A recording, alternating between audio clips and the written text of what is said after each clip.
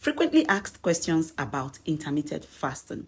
If you're just seeing this video for the first time, this is a part 2 of the video I posted recently about everything there is to know about intermittent fasting. For you to truly understand and enjoy this very video, you need to watch the previous video. So go and watch it. One of the questions I keep getting is, I'm an ulcer patient. Can I do intermittent fasting? And does intermittent fasting cure ulcer? First and foremost, as an ulcer patient, yes, you can do intermittent fasting, but when you are properly monitored. One of the benefits of intermittent fasting for people with ulcer is that it gives your stomach a break from constant eating, which can reduce acid stimulation in some people. Another benefit is that some people have noticed improved digestion when they reduce the way they snack. But the possible side effect for an ulcer patient is that going long hours without food may trigger all this burning sensation and heartburn and acid reflux. If you have ulcer, you should not go for long hours of intermittent fasting. And very importantly, speak with your health provider before starting.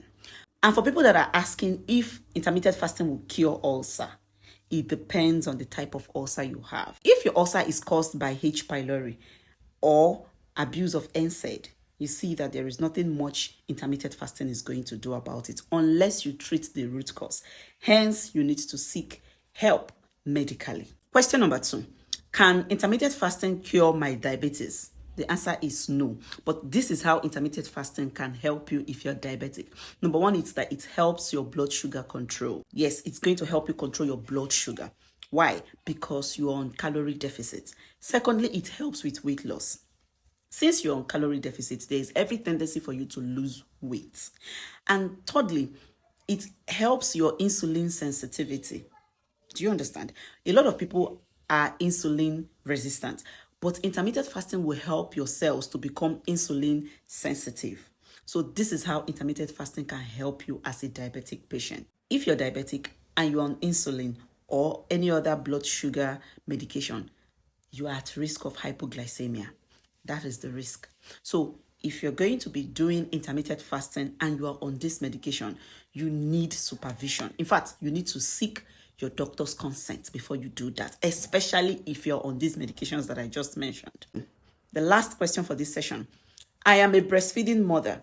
Can I embark on intermittent fasting? No. Breastfeeding mothers, pregnant women, and children are exempted from intermittent fasting. This is because these ones need their calories. You are breastfeeding, you need calories.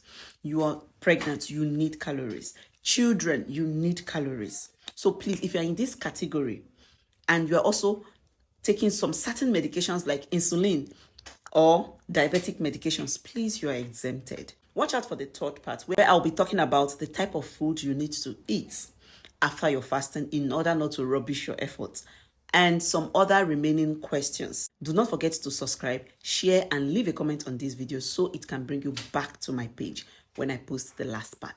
See you.